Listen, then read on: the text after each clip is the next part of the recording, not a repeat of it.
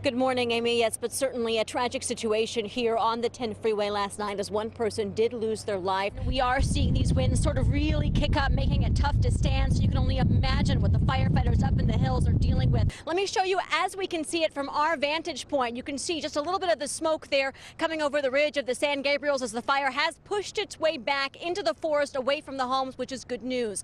We're actually standing here on Rainbow Drive. You can see the cement barriers that the city has put up here, hoping to direct the rain flow down the street and away from their homes. We have 5 people in the hospital. One of them is actually a police officer who arrived here on scene. Sharon, we're ready, we're waiting, and we are very wet.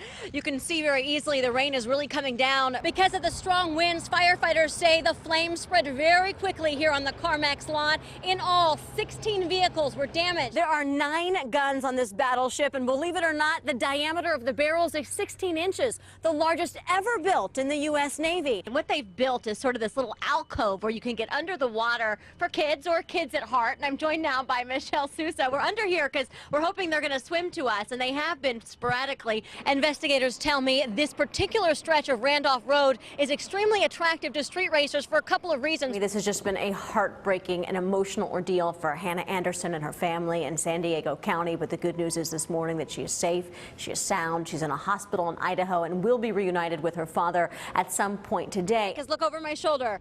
There she is, a Space Shuttle Endeavour. She got here maybe an hour or so ago. She's in a waiting pattern. She's going to be here till about 7 o'clock. How can you not have fun when you are here at the happiest place on Earth with like 1,000 of your favorite friends who've been waiting all night long? Well, this is just a heartbreaking story for so many reasons, but Alicia Gruppioni, just 32 years old, she was here in California celebrating her honeymoon before her life was cut tragically short.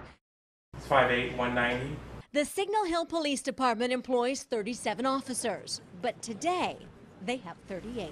I, Alan. He is only 6, but Alan Wynn was sworn in to protect and serve. He got his own uniform and badge, ready to fight crime, and just minutes into his new job, he got the call. Alan, when a theft occurred at Target, lost his toys. A toy caper. Someone swiped 3 Power Rangers at Target. Fear not, Officer Allen is here with his partner, of course. Yeah, watch that guy, Alan. They watched surveillance video, surveyed the store. I'll throw this glove on. Even took fingerprints, and Officer Allen knew exactly what needed to be done. Catch the bad guy. But this junior officer doesn't always get to fight crime. For the last 3 years, half of his life, he has been in and out of hospitals, battling leukemia. Every month we have 1 chemo. Which is why Alan and his parents needed a break. And thankfully, the Make-A-Wish Foundation could make his wish come true. He say, oh, I want to be the police car, and then ride into the police car. At this point, our young police officers driving up and down the streets of Signal Hill trying to solve this crime. I have a feeling he's about to end up here at the park and find the toy thief. Moments later, Alan and his partner spotted the thief. Now tell him we got you. It got you. Got you, bad guy. Perp arrested, toys recovered, and Officer Allen returned the stolen goods to Target. The store was so thrilled, they let him keep them, which made Officer Allen Happy. a job well done. And once he's a little bigger and a little better, the citizens of Signal Hill hope Officer Allen returns to fight crime again. Joy Benedict, CBS 2 News. The rain is continuing to come down. It's been like this all day long, but one thing that has changed since we have been here early this morning is unfortunately the mud. Take a look at this. We are in this backyard of this home that's sort of the closest one, and you can see how deep and how thick the mud is here at this time. And I want you to look up over here. This is the railing. Up here was a basketball court, or is a basketball court, but see how all the mud has pushed all of the lawn furniture up against the railing, in addition to the mud and the leaves and everything that's come down off these hills, and obviously neighbors are concerned. There was an uneasy feeling on Ridgeview Drive. More media than residents, umbrellas abandoned, and the only sound on this usually cheerful street, the rain. Disaster. That is the fear for Ed Heinlein, whose home seems to be first in the path of nature's fury. If it keeps like this, we're going to have 3 feet of mud coming down this street. The first sign of trouble came just before 7 this morning. Smoke in the middle of a rainstorm, filling the foothills like it did 6 weeks ago when the Colby fire threatened these homes. This smoke is actually the same fire still smoldering underground. A boulder came down the hill, probably 100 to 200 feet, and struck a stump. The smoke is a signal the ground is shifting. An hour later, the upper part of Heinlein's backyard was covered in mud and burying furniture. It's wiped out my 50 avocado trees, and it's coming to our basketball court. The plywood he put up this week is directing the mud away from his house for now. And Heinlein has sandbags outside his doors and barriers on the inside, but fears it's not enough. Huge muds in the next couple hours is coming. LA County Fire is ready with 100 extra firefighters on shift, and police are staying put, as are many residents. I got everything I need here. But with the mud inching closer by the minute, the Heinleins are finally giving in and leaving Ridgeview Drive behind. It's going to be worse, I think, than people think. That's our feeling. Now, right now, there are 14 homes here on Ridgeview Drive that are part of a mandatory evacuation, but only a handful of those families have chosen to leave. But with all this rain continuing to come down and with the mud slowly seeping closer and closer to the street, you can bet as this evening progresses, more families are going to choose to go as well. Reporting live, Joy Benedict, KCAL 9 News. This is a big controversy that's going on. That is blue and black. That's white and gold. All right, so here's the... It was the talk of the morning shows. You've seen white and gold there when you're looking at it? I don't. Yeah, I haven't seen white. I haven't seen white and gold either. And the internet. A simple question on Tumblr about the dress in this photo. What color is it? A question that prompted 500,000 responses and started a debate all over the world. White and blue. What do you see? White and gold. White and gold. Who cares?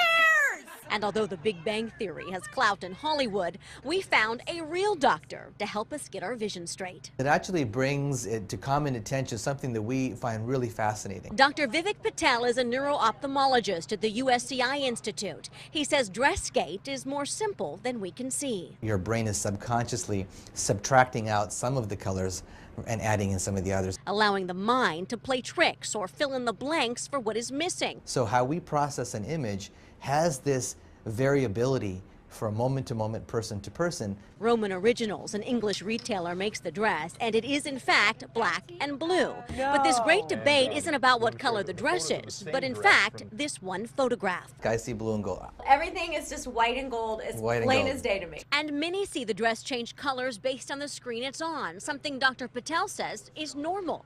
So then why do our brains process it differently? You said that the brain has to work a little bit more to fill in the colors to make it white and gold. So does that mean that people who see white and gold are smarter? More imaginative? More imaginative, maybe a little delusional too, you never know. So I guess the great debate of 2015 will continue. But at least this dress is opening our eyes to the science of sight. Joy Benedict, CBS 2 News.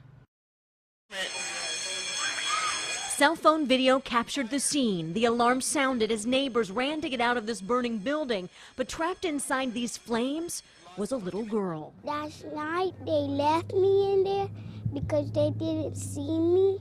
Neve Nemes was sleeping over at a friend's house inside this second-floor apartment with 5 other girls when the fire started. When she woke up, she was alone. Smells something.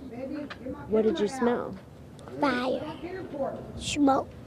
It's easy to see this morning how hot and fast this fire spread, gutting all 8 apartments. Neighbors say the first person on the scene was a San Bernardino sheriff's deputy. They don't know his name, they can't remember his face, they just remember that he was a hero. We just heard a little scream like, ah!